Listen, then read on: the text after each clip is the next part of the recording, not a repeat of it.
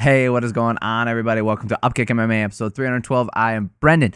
Bellator 298 prelims. All right, this is going to be the Jusine Kish versus Daylana Avsaragova, and then the rest of the prelims, right? Okay, so we're going to cover all those fights here, break them down round by round. Before we get started, if you like that kind of stuff, subscribe to the channel so that way you know when the next video is coming out. If you're looking for the main card and the main event, that's in the last video. If you're looking for UFC, that's in the next video. All right, let's get started. Jusine Kish taking on Daylana Avsaragova. God, this felt like there were some fun fights to start the night, and I felt like this event started off so well. Okay, the prelims started off with bangers. There was finish after finish after finish, and then you go to a decision, and then you're like, oh well, okay, that's a good fight, and this is a boring fight. Oh, but it ends fun. And then you got a boring fight, and then boring fight, and then the main card was horrible. So that being said, this fight, there's a reason I didn't put it on the thumbnail. Okay? I don't know why they made this the feature prelim. What were they thinking? What about these two's fighting style did they think was going to make for the most entertaining prelim fight?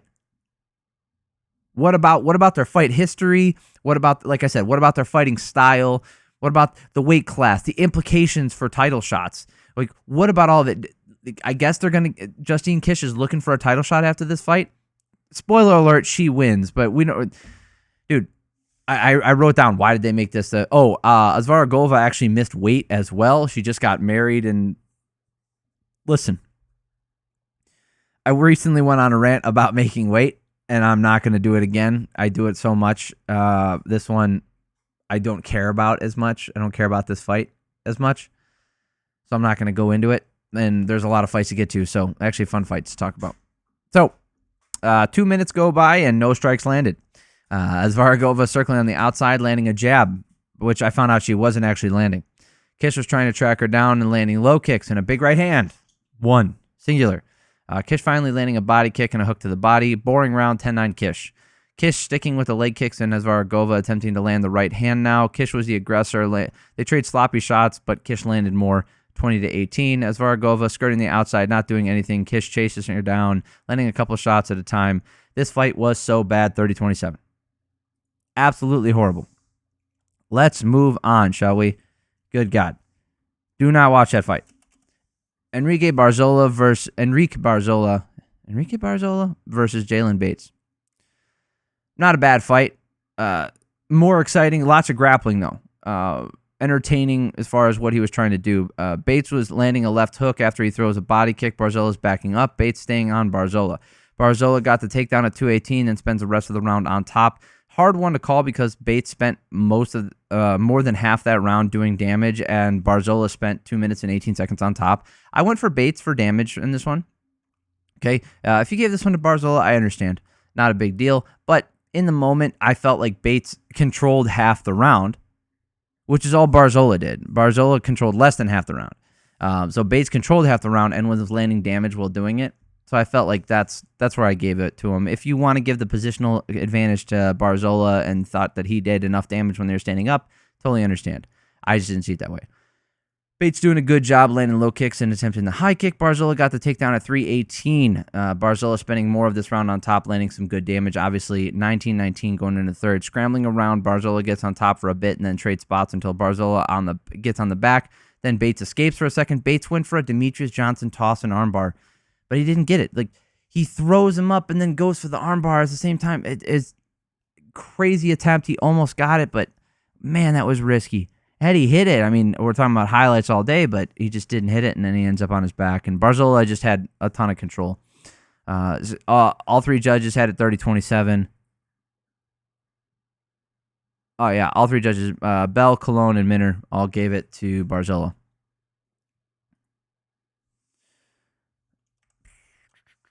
Not a bad fight. Lucas Brennan versus Weber Almeida. Okay, so this one was interesting because Almeida, he was landing some nasty kicks. Almeida landed a hard left hand as Brennan went for a single leg. Brennan with a decent left hand countered a leg kick, but Almeida just landed so much more in this first round. Even though he didn't land a ton, he was landing the bigger damaging shots and a lot of leg kicks, right? Almeida landed another left hand after catching a kick that put Brennan down for a second. Almeida did more damage in this round for sure, 10-9, obviously. Brennan wanted a takedown, but Almeida stuffed it and is landing some kicks at range. Another kind of boring round with Almeida just landing low kicks, right? It wasn't the most exciting round, but Almeida just did his job. He was up 20-18, going to coast his way to a victory here. Brennan just could not find his way in. Almeida kept him at bay with the kicks, and then this happens. Like, unbelievable. Like, how fast this happened. Like, and the separation here just dink. Oof. And he's out. He comes in and follows up with some ground and pound, but he was out, man. Woof. Yeah, and Brennan, he's still undefeated now. He was about to take his first loss after that one, and he ends up getting the victory right at the end there. I think there's only a minute left in the fight. Oh, good God. I don't know. Did they just show? Was it? No, it wasn't in the frame. It would be real stupid if I didn't just look at the time. Josh Hill versus Kasumov. They trade in the double collar tie. Both guys landing. This wasn't the most exciting fight, to be honest. But Kasumov using the headlock to get the takedown, but they end up getting right back up. Kasumov in on a single, getting Hill down against the cage. Hill back up with a minute 45 left. Nice uppercut from Hill as Kasumov entered, then right back down against the cage. Not a ton of damage in this round, a lot of grappling, and it all went the way of Kasumov, so 10-9. Kasumov pressuring, trading the low kicks. Kasumov with the takedown, and Hill trying the guillotine as the round ended. You could give this round to Hill for landing the better shots. I just didn't see him landing the better, like, that many more. And I felt like, obviously, the grappling always went in favor of Kasumov. And that last guillotine, depending on how much you weighted it, I did not weight it very high. So I 20-18 to Kasumov. Last round, Hill was landing the left hand a few times as Kasumov. Kasumov keeps moving forward, keeps going for the single leg against the fence. Hill going for the last second guillotine. You could give him this last round. Kasumov didn't land much, just pushed Hill around. So I gave this last round to Hill, 29-28. Eric Colon gave it to Hill, and Mike Bell gave it 30-27. Right, so Bell gave every round to Kasumov. Totally understand. Colon gave Hill 2 of the rounds, and then Manis gave 2 rounds to Kasumov, which is how I saw it. So, again, the scorecards were all over the place on a lot of these things. There was a bad scorecard earlier we'll get to. Vladimir Tokov versus Jairo Pacheco. Both guys landing hard low kicks. Pacheco getting the better of them early. Pacheco landed a nice right hand, but then gets taken down. Tokov getting to the back, and that's the rest of the round, 10-9. Tokov immediately on the takedown, works his way to the back again, 20-18. Not the most exciting fight. And then body kicks from Pacheco, but he gets taken down again. Pacheco gets the back, but then he goes for an armbar, giving up the position. Right? I hate when guys do that when they have. It's not that I hate them going for a finish. It's that there's other opportunities there. They're not losing the back. They can go for other things first before they go for the Hail Mary armbar, because you're going to lose position when you do that a lot of the time. Pacheco is landing right hands, making Tokov wobble. They stay on the ground. And then Tokov was exhausted. He's staying on the ground. He was really avoiding a lot of the damage. Tokov was really tired, but he gets a double leg to save himself. Pacheco goes for the back, but Tokov ends the round on top. Last round was Pacheco's for sure, 29-28 on my scorecards. Jared Valal gave all 3 rounds to Tokov. I don't know how he did that, but okay. The other 2, Manis and Minner, both gave it 2 rounds to 1 in favor of Tokov. Understandable. All 3 rounds, though, I do not know about that, brother. Leandro Higo versus Nikita Mikhailov. This one was a good one. Mikhailov was landing some good kicks, got the double overhook takedown, which was interesting. Mikhailov got the back body lock, got the back and gets the standing rear naked choke attempt. He just wasn't able to get the finish. He stays on the back. Higo gets out of it, and they're back up with 45 seconds left.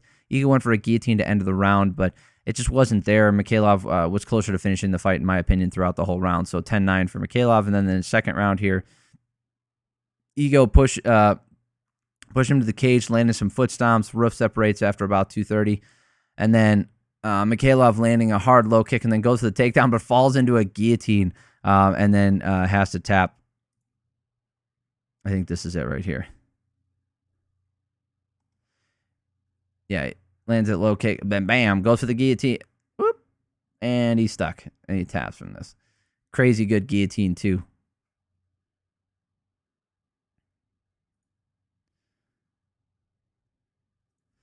All right.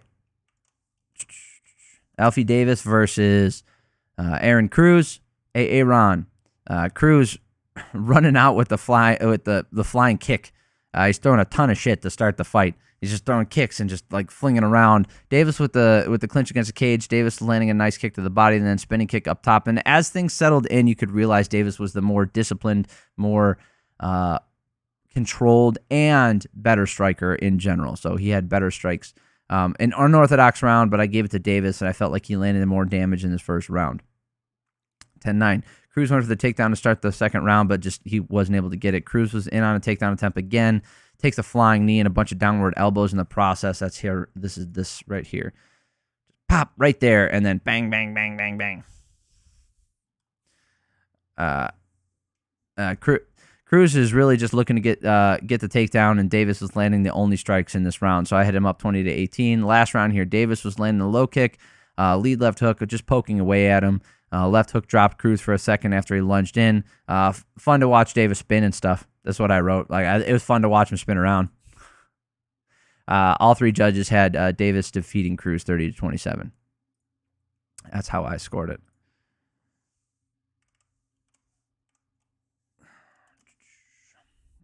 Daylana Silva versus Kateryna Shakalova. Mr. Shakalova. Shakalova is moving pretty quick, and her entries aren't bad. She's using the jab and the left straight. Silva was trying to counter with the lead hook, but whiffing early. Silva's taking the center of the cage, but isn't putting much out there. Shakalova got the takedown at 35 seconds left. They get right back up, but it was her round. Silva maybe landed 3 strikes in this entire round. Shakalova, clearly her round, 10-9. Just like in the first round, Silva staying in the center, not throwing. Shakalova circling around, darting in with a couple shots. Not the most interesting fight to watch. Not much going on, but Silva, again, maybe landed 4 punches. So 20-18 for Shakalova. Last round here. More of the same going on. Silva would sit in the middle, not do anything. Shakalova, circle around, dart in, land a couple shots. Silva could have done a lot more, but she just did not pull the trigger. I had 30-27 for Shakalova. Took forever for the decision to come in, and one judge gave this a fight to Silva. Derek Minner gave the fight to Silva, 29-28. Eric Manis gave it 30-27, and Mike Bell gave it 29-28. All over the place. I don't understand the 29-28 to Minner. I don't actually understand the 29-28 to Shakalova. I didn't think Silva did anything in that entire fight. But hey, at least the right person won. I'm not excusing bad judging, but at least the right person won that one. Sullivan Cauley versus Hamza Salim. Nice jabs, right hand from Cauley landing to start. Then into the clinch on the cage. Cauley landing a hard right hand, wobbling Salim. Works for the takedown at 3:30. Cauley gets an arm triangle finish, and Salim goes to sleep. I think that's this one.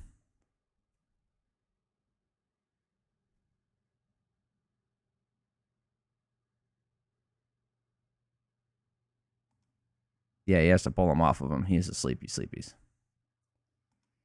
Woof. Cauley with a nice finish there.